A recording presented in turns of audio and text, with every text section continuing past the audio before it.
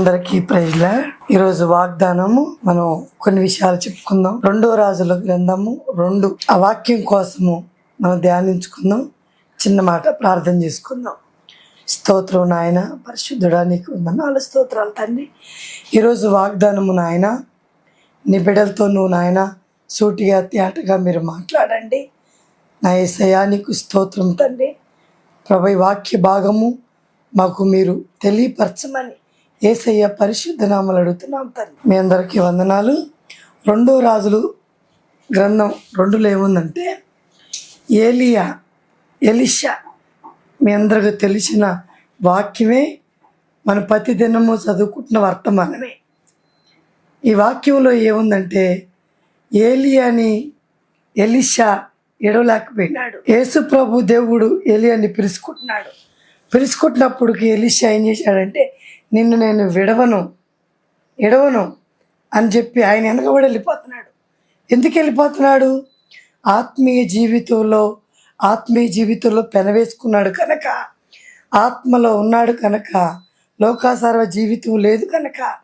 అందుకే దేవుడు ఆయనకి బయలుపరిచిన విధానం బట్టి నేను విడవనన్నాడు.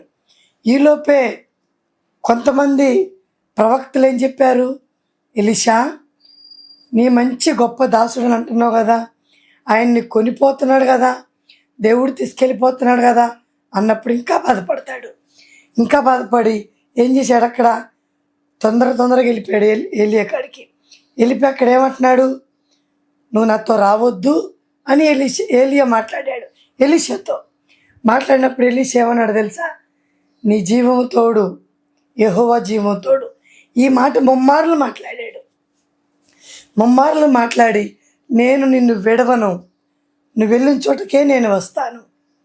ఎందుకు ఈ మాట మీకు చెప్తున్నానంటే, భక్తి జీవితము చాలా మనకు అవసరం. ఈ లోకంలో చాలా భక్తి తక్కువగా ఉంటుంది. మనకి వ్యర్థమైన మాటలు, వ్యర్థమైన సావాసము, వ్యర్థమైన ఉద్దేశాలు ఎక్కువగా చెప్తారు. వాక్యంలో ఏం చెప్తుందంటే, ఒక ఆత్మీయుని ఎంబడించినప్పుడు ఆత్మీయ జీవితం ఫలాలే వస్తాయి. ఒక మందిరాన్ని అంటబడినప్పుడు, ఒక శావుకుడిని అంటబడినప్పుడు ఆ శావుకుడిని విడవాలి అని ఎవరికీ అనిపించదు. ఎందుకు? వీళ్ళు దుష్టులు కాదు, నీతిమంతుల సభ కాబట్టి నీతిమంతుల్నే వెంబడిస్తున్నారు. ఎవరిని? ఏలియాని వెంబడిస్తున్నప్పుడు ఏలియా ఏం చేశాడు, నా నుంచి నీకేం కావాలన్నప్పుడు ఏమడిగాడు? బంగారం వెండి అడిగాడా? అడగలా.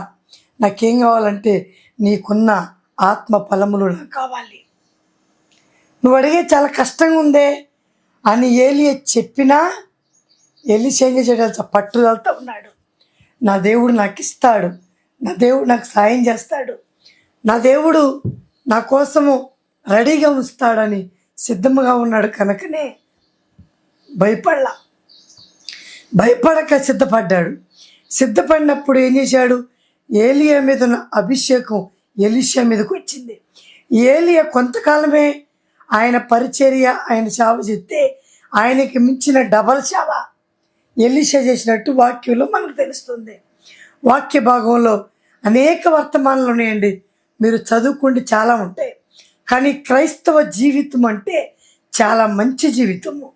తెలియక చాలామంది ఏమంటారండి, క్రైస్తవ జీవితం అంటే అబ్బో చాలా బరువు, చాలా కష్టము అంటారు. కానీ యేసు ప్రభువుని నమ్ముకోవటం అంటే అది చాలా చిన్న పిల్లలతో కూడింది, అది చాలా మంచి జీవితం. అది నువ్వు ఇప్పటి వరకు లోకంలో జీవిస్తున్నావా? ఇప్పటి వరకు వాక్యము తెలిసినా వ్యర్థంగా ఉన్నవా? ఇప్పటి వరకు నువ్వు యేసు ప్రభు తెలిసినా కూడా అనాలోచనతో ఉంటున్నావా? నీలో ప్రేమ లేకపోతుందా? లేకపోతే నా కష్టం, నా బాధ, నా శ్రమ, నా ఇబ్బందులు ఎప్పుడు ఇట్లే ఉన్నాయి, నేను దేవుడిని నమ్ముకున్నా కూడా ఇట్లే ఉన్నాయి అనుకుంటున్నావా? లేదు, నీ జీవితానికి ఒక ప్రారంభం దేవుడు చేయబోతున్నాడు.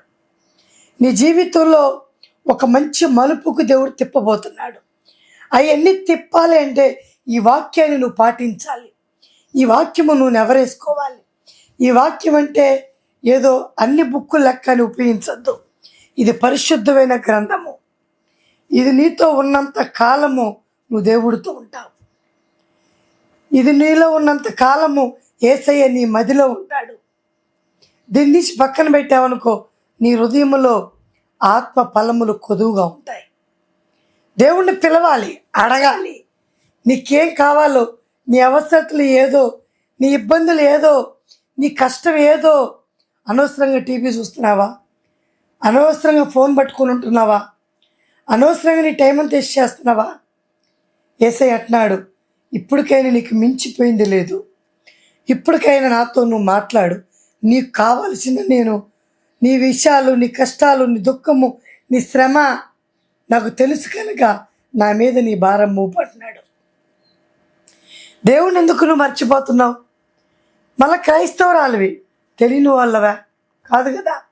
అన్నీ తెలిసి పడిపోతున్నావు, అన్నీ తెలిసి దేవుళ్ళు ఉండలేకపోతున్నావు, అన్నీ తెలిసి ప్రార్థన చేయలేకపోతున్నావు, అన్నీ తెలిసి నలుగురికి ఉపదేశం చెప్పలేకపోతున్నావు.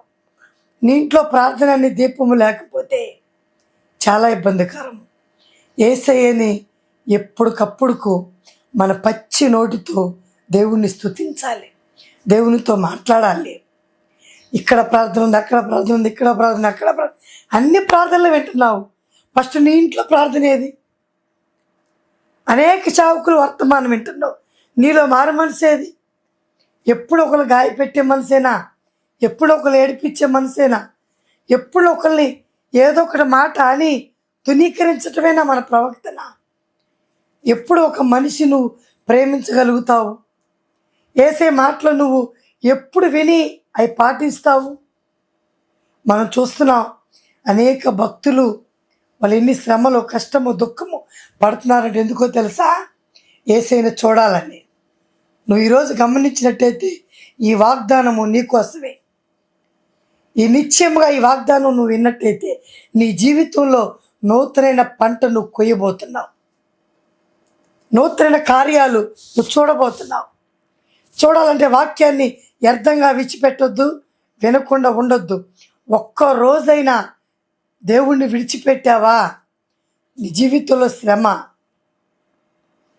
ఉండొద్దంటే యేసయ్య గొప్ప దీవెన నీ ఇంటికి రాబోతుంది. ఈ చిన్న మాటలు దేవుడు దీవించును గాక. మీ కొరకు ప్రార్థన చేస్తాను. స్తోత్రము నాయన, పరిశుద్ధుడా తండ్రి, నీకు వందనాలు. ఈ వాక్యము ప్రతి హృదయములో ఫలించును గాక తండ్రి. సయానికి స్తోత్రం, వందనాలు తండ్రి. పరిశుద్ధాత్ముడా నాయన, నీ బిడ్డలతో నువ్వు మాట్లాడినందుకు వందనాలు. సయా నాయన, అర్థంగా ఏ బిడ్డలు ఉండకుండా నీకు ముందుగా సాగిపోయే కృప దయచేయమని యేసు నామములో అడుగుతున్నాము తండ్రి. అందరికీ ప్రైజ్ లార్డ్.